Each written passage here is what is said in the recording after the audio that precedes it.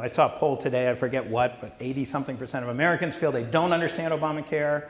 I feel like I understand it a little, and it's my job to understand it.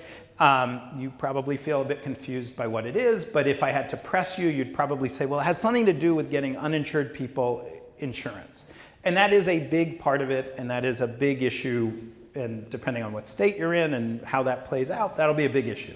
But the profound shift in Obamacare, the thing that actually matters profoundly for our long-term problems, is that it seeks to fundamentally transform our healthcare system into, and nobody associates this word with Barack Obama, but into a capitalist system, into a more capitalist system. Calling it socialism, I'll explain why that's not completely unfair, because there's a component of this that people are focusing on. But there's this profound idea within Obamacare. Now, it is not President Obama's idea. He did not come up with this idea. Richard Nixon came up with this idea. It was Richard Nixon's proposal or it was his staff guy, proposal for how to transform healthcare back in 1970. And then Ronald Reagan came up with this idea. It was his proposal for how to transform healthcare in 1980. Then George H.W. Bush came up with this idea. It was his 1991 proposal for how to transform healthcare. Then Bob Dole ran on this proposal in 1996. I know this because I know the guy who wrote George H.W. Bush and Bob Dole's healthcare plan.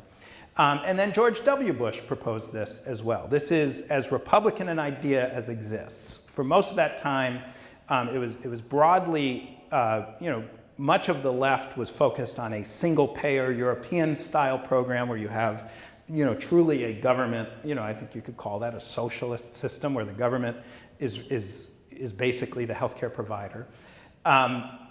And Ronald Reagan's staff came up with this other idea, which was the whole problem with healthcare is the incentives.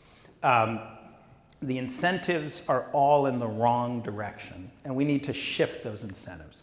So I'm going to tell you quickly about, there's been a lot of studies of waste in healthcare, and why is our healthcare so expensive? And a lot of studies that show that we spend a lot more money than other countries, but our healthcare outcomes are not that much better, or often worse.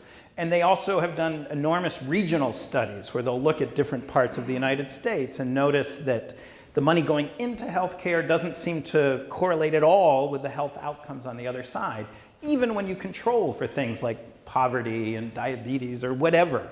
We spend money very, very poorly. And recently, just a few weeks ago, the Institute of Medicine, which is sort of the leading research group on medical issues, it's part of the National Institutes of Health, launched the latest in a series of reports that said, where is that waste?